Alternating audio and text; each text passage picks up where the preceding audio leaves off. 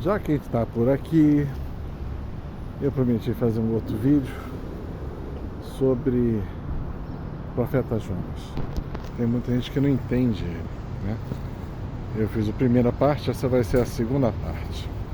Então, eu parei ali na primeira parte, onde o profeta ele começa a obedecer, né? Só recapitulando, ele entra em desobediência a Deus. Tudo dá errado. Mas veja que não é tudo dá errado apenas com ele. Tudo dá errado aonde ele se mete, aonde ele vai, né? Então, você está às vezes, como você está errado, você entra nessa correção de Deus, tudo que está à sua volta. E tudo que está à sua volta tudo que está à sua volta também vai dar errado, né? Que coisa, né? Então, eu já experimentei isso, é verdade. Uma vez Deus mandou eu fazer uma coisa, me pareceu uma outra pela questões da vida, eu achei que era melhor, aquele um jeito de Deus, sei lá. Eu achei que aqui tivesse uma mão de Deus e não tinha. E o engraçado daquele projeto, ou projetos, tudo dava errado. Era impressionante, uma coisa é aquela teoria que eu gosto de falar do Marcelo, né? A teoria do errado perfeito. É tudo tão errado, mas tão errado, que é perfeitamente a mão de Deus para não fazer daquele jeito. E quando eu finalmente entendi esta parte, usando Jonas, a palavra de Jonas, porque Deus falava e eu não conseguia compreender. Isso acontece muito com a gente, né? Deus fala, mas a gente não compreende, parece que o nosso ouvido não escuta direito, a nossa capacidade mental não atinge, e aí a gente não percebe o que Deus está mandando a gente fazer, a gente continua fazendo errado e continua dando errado, óbvio. E aí quando a gente vê que está fazendo errado, que a gente muda o jeito, muda as coisas, embica de novo, né, para o caminho certo, as coisas param de dar errado, né? As coisas param de dar errado. E elas começam a dar certo. Então, isso é de caminhada. Eu estou falando de caminhada com Deus, que você vai perceber isso. E às vezes alguém deve estar escutando esse vídeo, deve estar precisando escutar isso, né? Você está dando tudo errado de tal forma que é perfeitamente errado, veja que você está fazendo alguma coisa errado que Deus mandou se fazer de uma outra forma e você está de cabeça dura, né? Como Deus fala, né? Esse meu povo é um povo de cabeça dura, a gente manda fazer uma coisa, ele faz outra e empaca nisso. Esse é o povo de Deus, né? Não estou falando do outro não, né? Então as coisas vão começar a dar certo ao seu redor, tudo vai dar certo ao seu redor, porque a presença de Deus está ao seu redor e você está colaborando com Ele. Quem faz a obra é Deus. Quando eu rezo para alguém ser curado, quem cura é Jesus, é Deus, não sou eu não tenho poder nenhum. O meu poder é de conversar com Deus, só esse é o meu grande poder, né? De falar, oi Senhor, estou eu aqui de novo para ser chato, para falar contigo. Eu já outro dia até falei, né, que eu sou chato, sou mesmo, né? Às vezes eu estou andando na rua, só que fala assim, o chato levanta a mão, eu já levanto, sou eu mesmo. Deus sabe que eu sou chato, né? E as pessoas já começaram a reparar isso. Mas tudo bem, é a minha capacidade de ser bom, é de ser chato com as coisas de Deus, que Deus exige que você seja um pouquinho chato para conseguir ficar no caminho dele. Então Jonas volta ao caminho certo, volta, o peixe joga ele lá na praia, perto da cidade de Nínive, e ele vai andando até Nínive, e ao chegar em Nínive, ele começa a correr a cidade de uma ponta a outra, gritando, para eles se arrependerem dos seus pecados, que Deus vai destruir aquela cidade se eles não se arrependerem, que vai acabar com tudo. E a culpa do pecado é deles, eles vão morrer por seus próprios pecados. e que Deus está em litígio com eles. Bom, se fosse hoje em dia, certamente você está preso, né? E os primeiros a falar isso, de repente, são até as pessoas da igreja. Porque tem muita gente da igreja que fala que você não existe nem pecado e que nem tem inferno, né? Eu acho que elas vão ter uma surpresa desagradável. Bem desagradável, eu diria.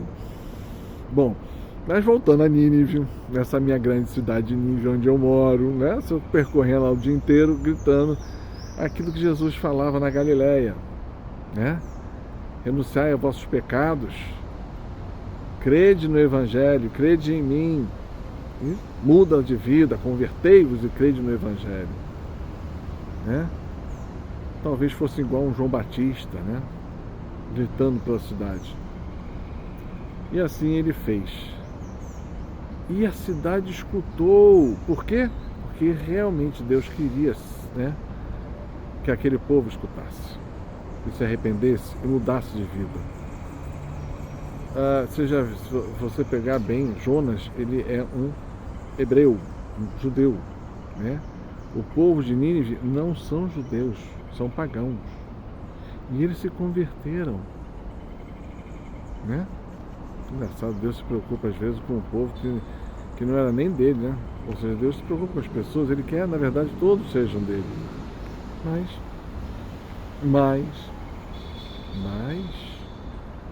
Bom, e nisso ele passou daquilo e o povo se vestiu de saco, ou seja, humildade, jogou carvão nos seus cabelos, acabar com a vaidade, orgulho, né? Isso que quer dizer.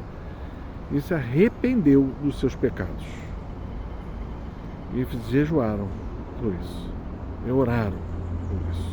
Junto com a instrução, pela instrução de Jonas. Isso não está bem escrito, mas vocês não sabiam rezar. E se Jonas era o profeta, imagina quem foi que ensinou o povo a rezar. Foi o profeta, é óbvio. Meu Deus, né? E Deus escutou aquela oração e voltou atrás. Então tem uma coisa muito interessante aqui, que é o profeta não é aquele que vai falar de Deus só, não é aquele que fala que Deus vem endireitar o povo, mas é aquele também, um profeta vitorioso, chamar assim, é aquele que, além de fazer isso tudo, ele consegue que o povo seja tocado pela graça de Deus e se converta e viva. E Jonas foi extremamente vitorioso no seu tempo profético, né? Porque a cidade se converteu. Tem profetas imaturos no meio do povo? Tem. É aquele chato. Chato? Chato. Que fala com uma mensagem de Deus e a pessoa não faz e dá errado. E aí ele vai lá e fala assim, viu? Eu já fui assim. É por isso que eu posso falar rindo, né? É imaturo, totalmente imaturo. Eu não entendia que, na verdade, o que Deus queria é que ela aprendesse na primeira fala. E ela foi aprender na segunda, depois de uma coisa ruim que aconteceu. Mas a maioria das vezes a pessoa aprende na segunda chamada, né? Quem nunca foi para recuperação, né? Recuperação. Restauração. Mesma palavra. E aí Jonas sai de lá e vai para o monte perto da cidade esperando o que ia acontecer. E Deus perdoa. E Jonas fica irado, porque Deus perdoou. E aí fala, aí começa a tentar explicar o seu pecado. Eu fugi e tal, eu sabia que você ia perdoar, Senhor. Você é assim. Mas ele só perdoou porque o povo foi avisado. Senão, castigo. Então Jonas tenta explicar o seu erro, está errado, e aí Deus vai dar-lhe como é que eu vou falar, uma experiência para que ele compreenda o seu erro. Olha só, se você é servo de Deus, aprende isso. Você vai ser, Deus vai te ensinar o tempo inteiro. Não interessa quantos anos de caminhada você tenha, Deus vai te ensinar o tempo inteiro. E nesse ensino o tempo inteiro, ele vai mostrar muitas coisas que você vai aprender com os teus erros, né? Como assim? Ele faz crescer o pé de mamona, que Jonas, né, cria uma relação com o pé de mamona de muita proximidade. No dia seguinte, Deus manda um verme, come o pé da mamona e ela cai dura, né? Cai morta. E Jonas fica irado. E aí Deus fala assim: se você, né, criou uma afeição para um pé de mamona, quem sabe o que é o pé de mamona é uma praga, né? Quem não sabe, fica sabendo. Você cria por uma praga. Eu não vou me apiedar de 120 mil pessoas que eu morrer?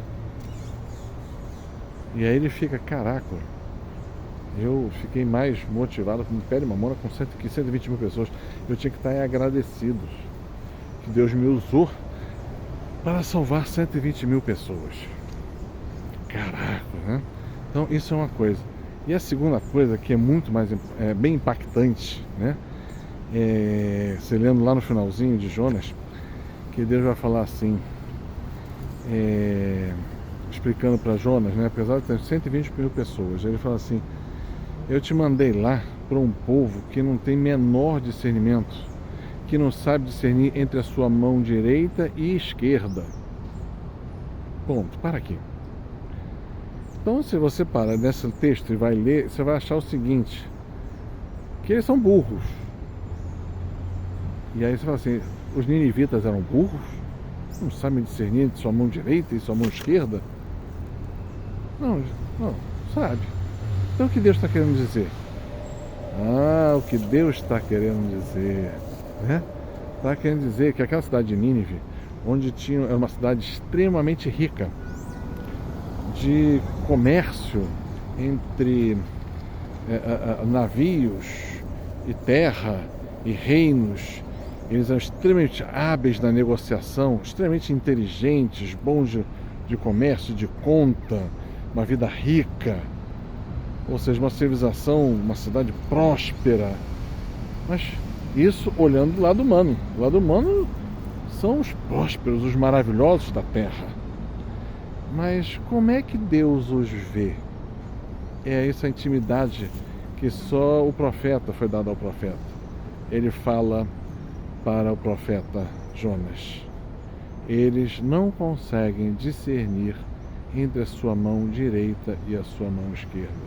Ou seja, poder, dinheiro, bem-estar não quer dizer discernimento, compreensão, executar a vontade de Deus. E o que Deus estava falando é que todo aquele contexto da cidade de Nínive, as pessoas, como não sabiam discernir a vontade de Deus, até a sua mão, nem quanto mais na mão direita e a esquerda, eles iam todos para o inferno.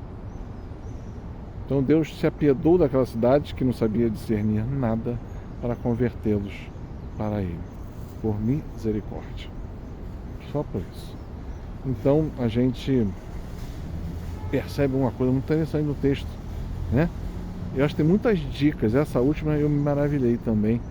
Às vezes a gente olha para as pessoas e fala assim: aquela pessoa tem isso, tem aquilo, tem esse nome, tem isso, aquilo lá, faz isso, faz aquilo. E Deus, e cabe muitas vezes uma ponderação: será que ela sabe discernir entre a sua mão direita e esquerda segundo Deus?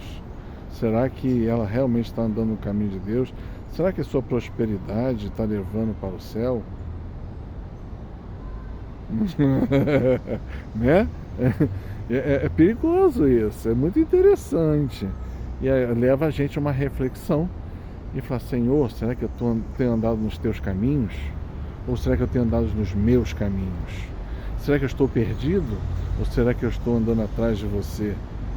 Acerta meus caminhos, Senhor, que eu quero ir nos teus caminhos, porque os meus caminhos vão dar uma Nínive totalmente destruída, né? Então eu queria partilhar com vocês sobre o profeta Jonas. E eu acho que esse é o segundo vídeo que eu tinha que falar. Tá bom? Paz e bem.